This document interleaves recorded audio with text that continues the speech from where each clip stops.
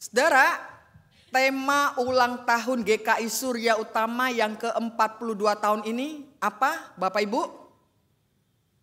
Itu kalau pendeta seringkali tayang tiap minggu, temanya diingat nggak Bapak Ibu? Tema hari ini bicara tentang keluarga, tapi juga bicara tentang gereja. Bagaimana menjadi keluarga dan gereja. Nggak main-main loh. Keluarga dan gereja yang apa? Yang apa Bapak Ibu? Yang berkenan. Wah ini berat ini ya. Menjadi keluarga dan gereja yang berkenan di hadapan Tuhan. Udah berkenan di hadapan Tuhan lagi. Saudara, pertanyaannya kemudian pada kita sekalian. Keluarga seperti apa sih yang dikatakan keluarga yang berkenan di hadapan Tuhan? Ya ini kita kalau melihat kata berkenan ini saudara, ini kata yang punya tanggung jawab tidak main-main nih. Karena kita harus berkenan di hadapan Tuhan.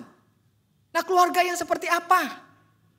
Saudara tentu kita akan mengatakan ya paling tidak itu keluarga yang memang kami idam-idamkan sih Bu. Keluarga yang berkenan di hadapan Tuhan. Mungkin ada orang mengatakan bahwa keluarga yang berkenan di hadapan Tuhan itu sudah pasti harus keluarga yang apa Bapak Ibu? Yang rukun. Keluarga yang pokoknya suasananya tuh penuh tawa, kegembiraan. Tempat di mana setiap anggota menjadi anggota yang tidak hidup untuk dirinya sendiri. Tapi keluarga yang anggota-anggotanya mau saling menopang satu dengan yang lain. Keluarga yang senang punya waktu khusus untuk berdoa bersama. Bapak Ibu siapa di sini yang punya waktu khusus berdoa bersama? Ada di sini? Ini berdoanya sendiri-sendiri apa enggak berdoa ini jangan-jangan. Jadi keluarga yang berkenan itu Bapak Ibu itu katanya punya waktu khusus berdoa bersama-sama saling menopang dan melalui semuanya itu keluarga itu merasakan apa yang namanya kehangatan kasih satu dengan yang lain. Rumah di mana bukan hotel ya tapi rumah yang memang menjadi tempat tinggal, tempat di mana semua orang bernaung di tengah-tengah penatnya dunia ini.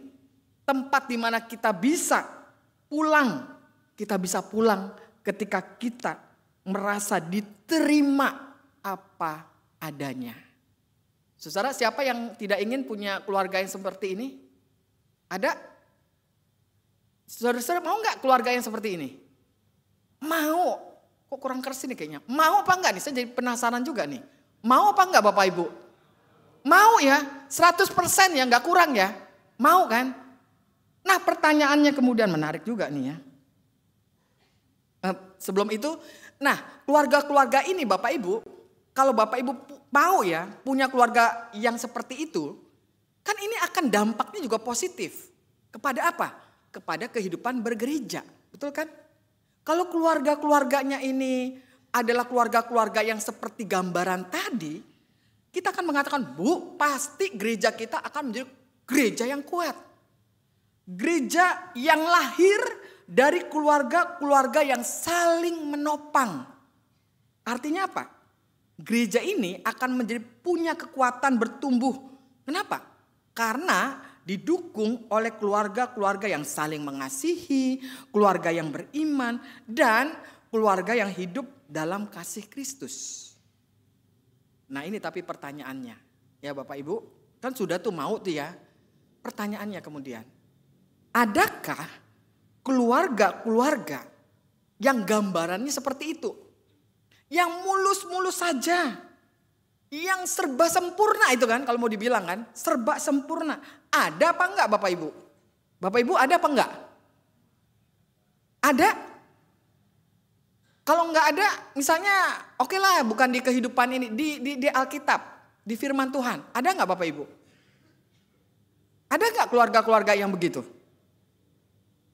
Ada enggak gereja yang semuanya isinya nih keluarga-keluarga yang kuat, yang sempurna? Ada enggak? Saudara, kalau kita mau jujur, kita akan mengatakan Bu, jangan-jangan itu hanya sebuah impian. Jangan-jangan sebuah ide saja tentang keluarga.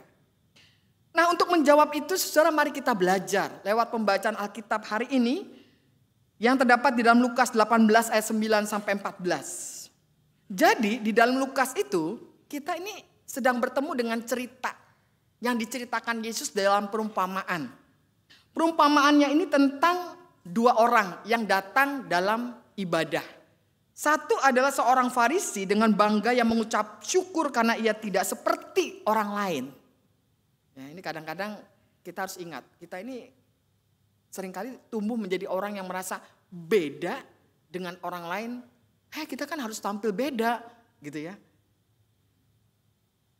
Atau kita seperti pemungut cukai itu, yang justru berdiri jauh-jauh, kita menunduk, kita malu dengan lirih, kita mengatakan, ya Allah, kasihanilah aku orang berdosa ini.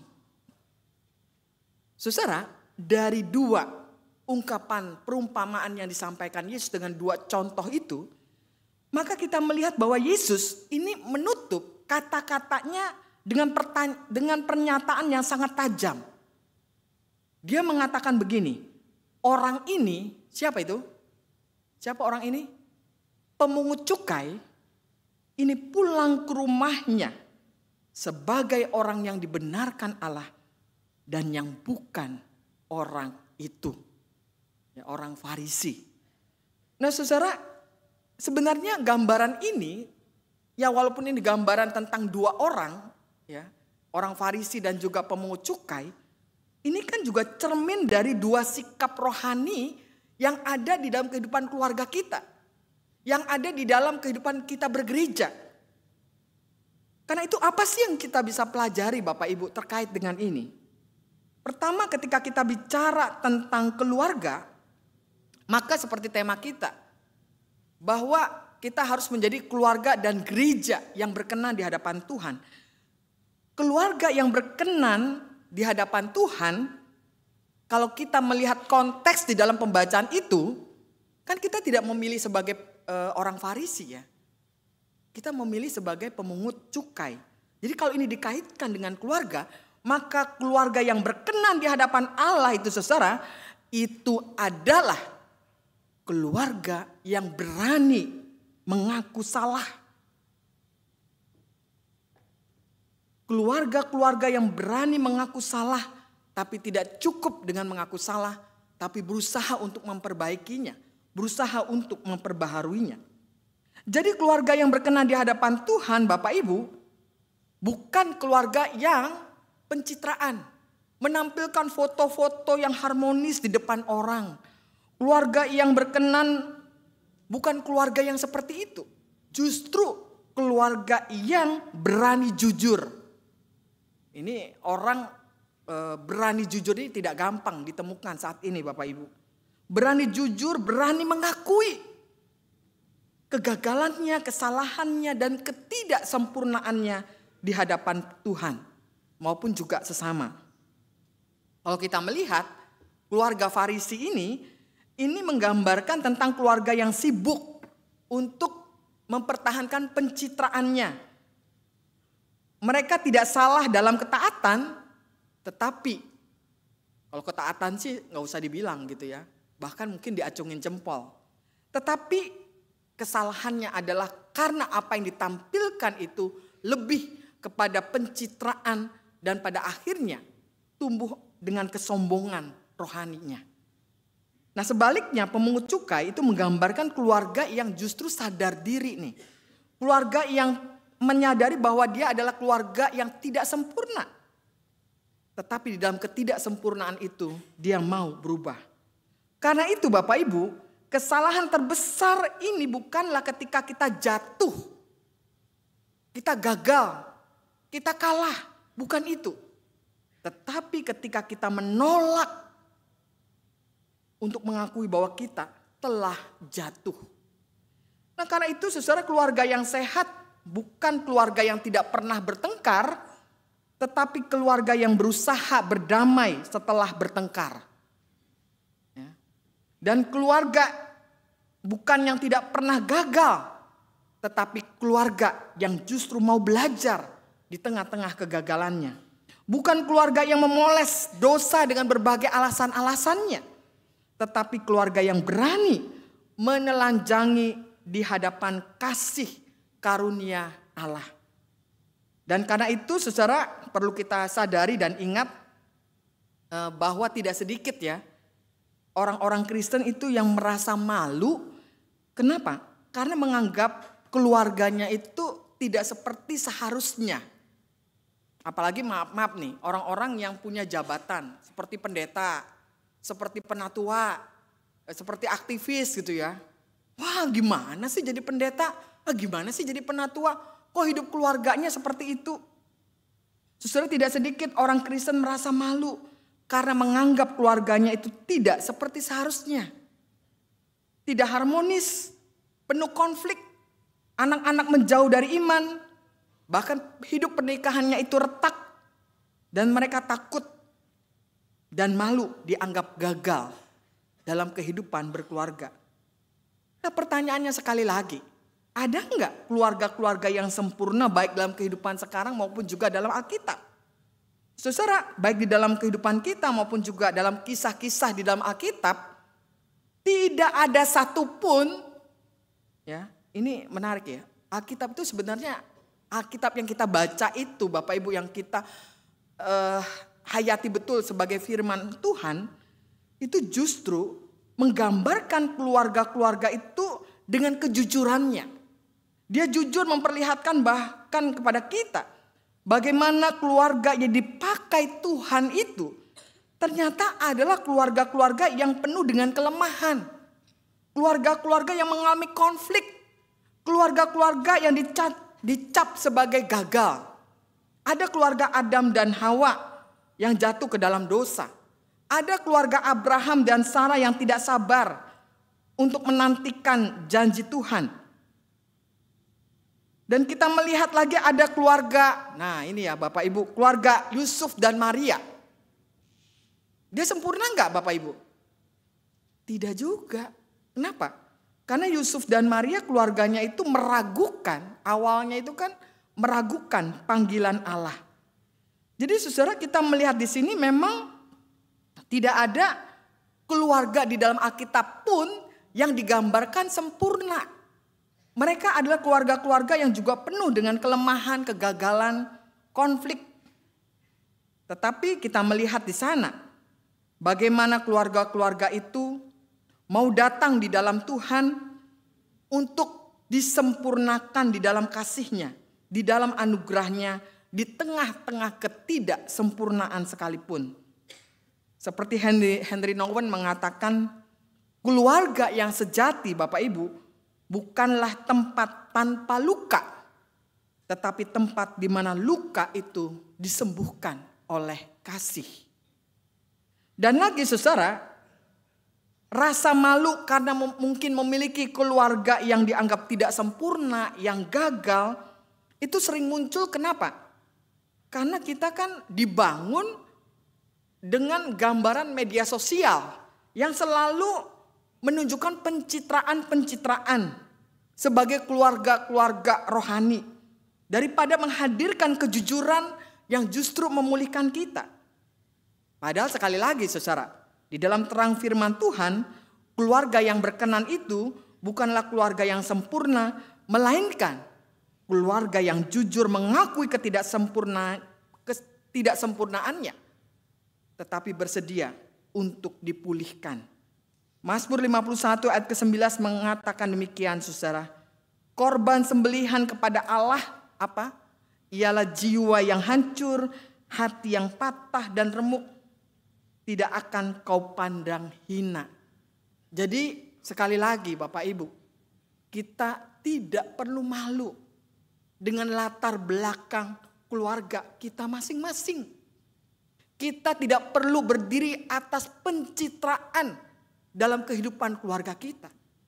Tetapi kita harus mau datang dengan sungguh-sungguh, dengan berserah. Seperti nyanyian tadi. Aku berserah. Ayo kita berserah, kita bawa kehidupan keluarga kita. ke hadapan Tuhan. Kenapa? Karena Allah tidak pernah menolak keluarga yang hancur. Dia mau datang justru hadir di tengah-tengah kehancuran itu untuk menumbuhkan sebuah pengharapan baru di dalam Yesus Kristus. Jadi sekali lagi, keluarga yang berkenan bukan keluarga yang tidak pernah gagal, tetapi keluarga-keluarga yang berani jujur tentang kegagalannya dan membuka diri atas karunia Allah. Karena itu, Bapak Ibu, dalam ulang tahun yang ke-42 tahun ini, kita harus berefleksi dalam kehidupan keluarga kita. Apakah di dalam keluarga kita masing-masing ada ruang untuk berkata, aku salah. Sebagai seorang suami, berani jujur kepada istri, kepada anak-anak. Aku salah, maafkan aku. Sebagai istri, sebagai anak-anak, ada gak ruang itu? Jangan kita menjadi farisi-farisi dalam keluarga yang menganggap diri kita ini paling benar. Jangan-jangan seringkali kita membenarkan diri menjadi farisi-farisi kecil yang lebih sibuk membenarkan diri daripada mencari pertolongan Tuhan agar kita yang tidak sempurna ini disempurnakan. Perjamuan kudus menjadi undangan Tuhan bagi saudara dan saya, bagi pemulihan keluarga yang kita bangun. Dan yang kedua, saudara, kalau tadi bicara tentang keluarga, kita juga bicara tentang gereja. Apa sih artinya gereja yang berkenan di hadapan Tuhan? Gereja yang berkenan di hadapan Tuhan, Bapak Ibu, adalah gereja yang mau bertobat, bukan bermegah.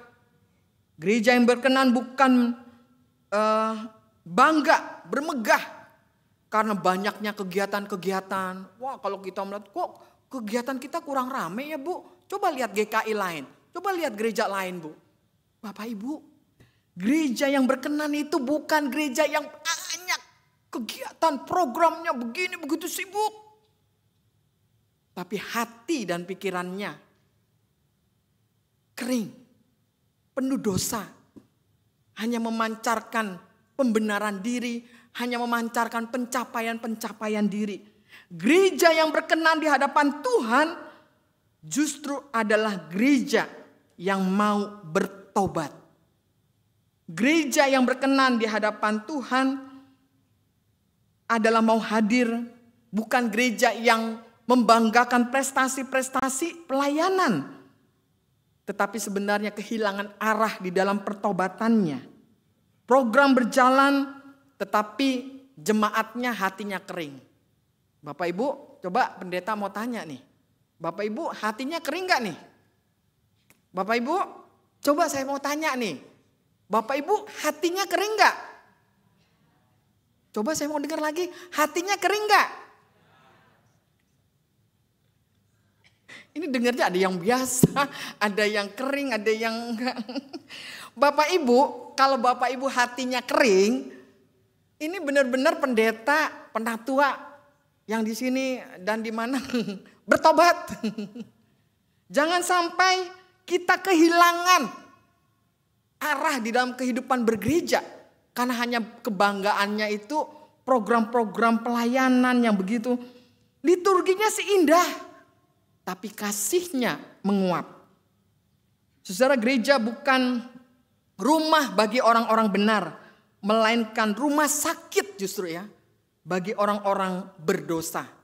Kita datang bukan sebagai orang yang mau dibenarkan dalam arti pembenaran diri, tapi orang-orang yang mau dibenarkan di dalam Yesus Kristus. Jadi setiap kali gereja berhenti bertobat sebenarnya Bapak Ibu, hati-hati ya.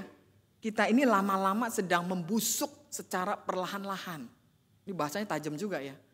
Kalau kita tidak mau bertobat, kita akan membusuk perlahan-lahan. Setiap kali gereja merasa cukup baik, justru dia akan menjadi gereja yang mulai menjauh dari kasih karunia Allah. Tapi sebaliknya, gereja yang berani menunduk dan berkata, Tuhan, kasihanilah kami, tolonglah gereja kami, pulihkan kehidupan umatnya, keluarga-keluarganya. Justru itulah gereja yang berkenan di hadapan Tuhan. Gereja yang diperbaharui oleh Roh Kudus. Jadi karena itu Bapak Ibu, 40 tahun GKI Surya Utama, kita harus bertanya, apakah GKI Surya Utama masih menjadi gereja yang bertobat setiap hari? Atau sudah menjadi gereja yang bangga dengan masa lalu, tetapi juga sibuk untuk menjadi gereja yang memelihara pencitraan yang baik. Nah karena itu, mari saudara, ketika kita berdoa, mari kita angkat doa kita dengan penuh kesungguhan. Tuhan, jadikanlah keluarga kami dan gereja kami ini tempat di mana kasih-Mu tinggal, kebenaran-Mu dipelihara, dan kerendahan hati menjadi nafas kehidupan langkah hidup kami. Ajar kami untuk berani mengaku salah, agar kami sungguh hidup di dalam kebenaran-Mu. 40 tahun GKI Surya Utama, kami ingin menjadi sungguh keluarga-keluarga dan gereja yang berkenan di hadapan Tuhan. Amin.